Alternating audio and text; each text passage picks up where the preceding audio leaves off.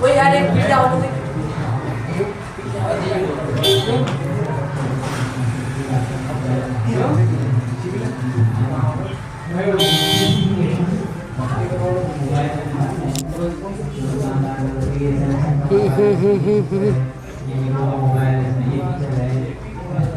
ये ओप्पो का मोबाइल है, ये फीचर है, तो उनको पसंद नहीं आया ना, कि बढ़िया माल बताओ।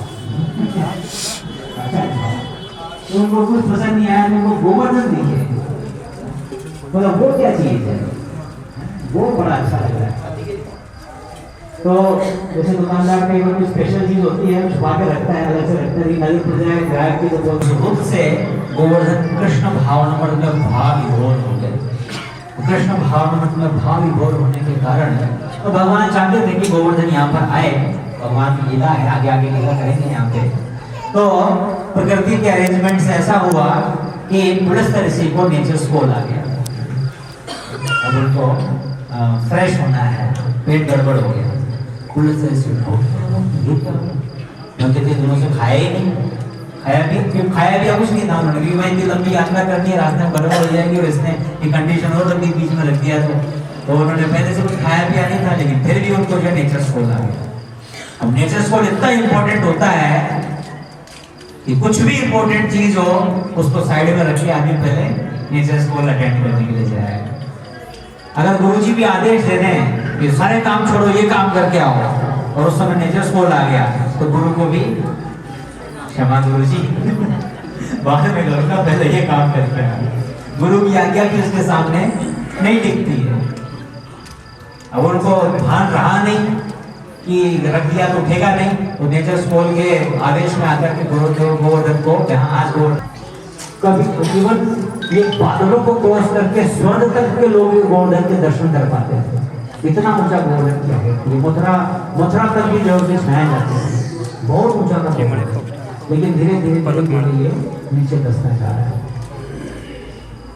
तो इस प्रकार से गोवर्धन हिमालय से उठ करके ब्रजमंडल में है। त्रेता युग में ये घटना हुई थी सतयुग में। जब त्रेता युग आया तो रामचंद्र जी अपना पुल बना रहे थे। पुल बना रहे थे तो वानर लोग बड़े बड़े चट्टाने लाकर के उसमें ढाल रहे थे उसको, पुलिया को पूरा करने के लिए। तो हनुमान जी ने सोचा कि क्यों ना कोई ऐसा कोई बड़ा सा पहाड़ लेकर के आए, चट्टान लेकर, एक बार में काम जो है क्लियर हो जाए। तो हनुमान जी जब ढूंढने के लिए निकले, ऐसा ऊपर खाबड़, ज्यादा ऊपर खाबड़ नहीं दिखता, सब प्लेन सा चट्टान दिखता है। तो गोवर्धन ने, हनुमान जी ने सोचा कि ये सबसे परफेक्ट है, इसको उठा करके ले जाके रख देंगे तो एक बार में पुलिया बन जाएगी। तो इस भाव से वो लेकर के गोवर्धन को लेने के लिए हनुमान जी आए, और गोवर्धन को जब उठाने लगे तो गोवर्धन टस से मस्त नहीं गए। हनुमान जी कंफ्यूज हो गए, ये क्या चीज है, मैं तो पूरे ब्रह्मांड को उठा सकता हूँ। हनुमान जी में इतना बल था, तो संजीवनी के लिए इतना बड़ा पहाड़ उठा के लिया है, गोवर्धन को भी उठा सकते थे, लेकिन उठाने पर पूरा जोर लगा रहे हैं। जैसे पुलस्त्य मुनि ने जोर लगाया, हनुमान जी ने पूरा का पूरा प्रेशर लगा दिया, लेकिन गोवर्धन 1 इंच तक भी नहीं, हल्का सा भी नहीं। हनुमान जी बड़े कंफ्यूज हुए, बोला ये तो साधारण पत्थर तो नहीं, ये साधारण पहाड़ नहीं, ये जरूर कोई महान व्यक्तित्व है। तो विनम्र भाव में हनुमान जी बहुत विनम्र हैं। ऐसा नहीं कि वो हमेशा घमंड में और अपने बल के चूर उसमें मदमस्त रहते हैं ना, बहुत विनम्र। जब उनको लगता है कि उनसे कोई पावरफुल है तो उनको सम्मान भी देते हैं। तो गोवर्धन को तुरंत परिक्रमा गोवर्धन की किसने की? बजरंगबली ने, हनुमान जी। तो सबसे पहले परिक्रमा करने वाले हनुमान जी गोवर्धन के, बजरंगबली की। तो इस प्रकार से गोवर्धन की परिक्रमा की, और परिक्रमा करने के बाद में गोवर्धन से जो है रिक्वेस्ट किया कि प्रभु आप हैं कौन, आप बताइए तो सही आप हैं कौन। गोवर्धन ने बोला, व्यक्तित्व है वो भी, मैं तो गोवर्धन हूँ, कृष्ण का भक्त। आप कौन हैं, आप क्यों मुझे ले जाना चाहते हैं? बोले मैं प्रभु श्री राम का भक्त हूँ हनुमान। प्रभु श्री राम की अर्धांगिनी सीता को रावण उठा के ले गया लंका में, और हम सब सेना बना करके जा रहे हैं, और पुलिया बना करके रावण को हरा करके सीता को लेके आए। तो पुलिया बनाने के लिए पहाड़ की जरूरत थी, तो मैंने सोचा एक बार मैं आपसे, आपका जो शेप है ये सबसे परफेक्ट है, रामचंद्र जी की सेवा है, तो पहले बताते मैं अपने आप चल चलता। तो चलो चलो चलो चलो, वो तैयार हो गए उठ करके चलने के लिए, लेकिन तभी ऊपर से आकाशवाणी हुई, ऊपर से आकाशवाणी हुई, हनुमान पुलिया बन गई है।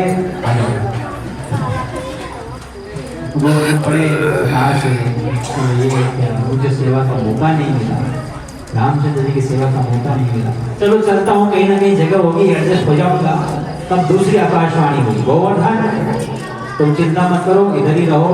चौमासा निकल गया, बारिश हो गई, तो इधर ने इतनी अच्छी बारिश की, तो उसको एक तरह से ग्रेटिट्यूड, अपनी कृतज्ञता प्रदर्शित करने के लिए वो यज्ञ करते थे, धन्यवाद देने के लिए। धन्यवाद इंद्रदेव, आपने इतनी अच्छी बारिश की, जिससे घास वगैरह हुई है, हमारी फसलें हुई हैं, ताकि हमारी गायें खा सकें, हम लोगों के लिए अन्न पैदावार हुई है, तो बहुत बहुत धन्यवाद। तो धन्यवाद देने के लिए हर साल वो यज्ञ किया करते थे। तो साल भी कर रहे थे, तो कृष्ण ने बोला कि बाबा ये क्या कर रहे हो? बोले इधर के लिए यज्ञ कर रहे हो। बोले क्यों करते हो? तो हमें वर्षा देते हैं, इसलिए हम ये नहीं करते। तो कृष्ण ने बहुत अच्छे अच्छे लॉजिक दिए कि उनका तो कर्तव्य है, वो तो देवता है, उनको तो वर्षा करनी ही पड़ेगी। अब आप बताओ, समुद्र में भी तो वर्षा होती है, वहां कौन यज्ञ करने जाता है? बंजर भूमि में, पठारों में, वहां पर भी वर्षा होती है, वहां कौन यज्ञ करता है? यज्ञ करना तो उनका। अगर आप बुरे कर्म करोगे तो आपको देवता लोग फल नहीं देंगे, आप अच्छे कर्म करोगे तो आपको फल मिलेगा। तो शास्त्रों में जो कर्म दिया गया है उसके अनुसार आप कर्म करो। अगर आप सही कर्म कर रहे हो तो आपको अलग से कोई यज्ञ करने की आवश्यकता नहीं। इसको कर्म मीमांसा फिलोसॉफी कहते हैं। तो कई लोग जो उसी को प्रधान मानते हैं, भक्ति से दूर होना चाहते हैं, भक्ति को स्वीकार नहीं करना चाहते, वो लोग कृष्ण के स्टेटमेंट को पकड़ देते हैं। देखो कृष्ण कह रहे हैं कर्म करो, ये अलग से करने का, अनुष्ठान वगैरह करने का क्या फायदा? अपना कर्म अच्छा होना चाहिए, कर्म करो, फल की चिंता मत करो, बस यही भक्ति है। कर्म ही पूजा है, कर्म ही भक्ति है। लेकिन जो कृष्ण सिद्धांत दे रहे हैं, इस सिद्धांत उस देश काल और परिस्थिति के लिए उपयुक्त है, ये हर परिस्थिति के लिए उपयुक्त नहीं है। अगर ऐसा होता तो कृष्ण भगवत गीता में ये क्यों कहते हैं, मन मना भव मद भक्तो, मेरा भक्त बनो। वहां भगवान ये क्यों नहीं बोल के जाओ कर्म करो, मेरा भक्त मत बनो। वहां कह रहे मेरा भक्त बनो, मदयाजी, मेरा पूजन करो, माम नमस्कुरु, मुझे नमस्कार करो, सर्वधर्मान परित्यज्य, सब छोड़ो, माम एकम शरणम व्रजा, मेरी शरण में आओ। कर्म करने हैं, अच्छे कर्म करने हैं, साथ ही साथ भगवान की भक्ति भी करनी है। तो इस प्रकार से नंद महाराज को उन्होंने कन्विंस कर दिया, पूरे ब्रजवासियों को कन्विंस कर दिया कि इंद्र की पूजा करने की कोई आवश्यकता नहीं है। तो उन्होंने देखा तो फिर ये इतना सारा खाना पीना बनाया, क्या करें? चलो और बनाओ, अच्छे से बनाओ, और गोवर्धन की पूजा करो, क्योंकि गोवर्धन जो है इससे हमें कितना कुछ मिल रहा है। गोवर्धन की घास खा के हमारी गाय हमें मीठा दूध देती है। गोवर्धन में इतने सारी जड़ी बूटियां हैं जिससे हमारा इलाज होता है। गोवर्धन की लकड़ियों से हम हमारा घर बनाते हैं। गोवर्धन का जो इतना को गड़बड़ हो गया या कुछ भी ट्रेजेडी हो गई, तो ये पैसा जो है ये पैसा नहीं खा सकते, खाने के लिए खाना चाहिए। अभी लॉकडाउन में मैं देखे ना, लॉकडाउन वाला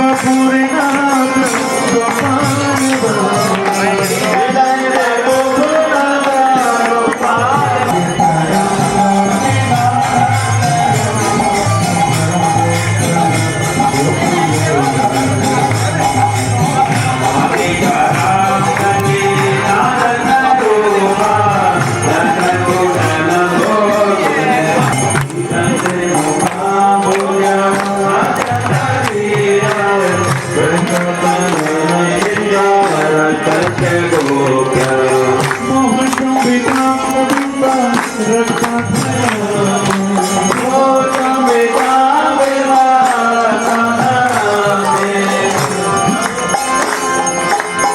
मन करेगा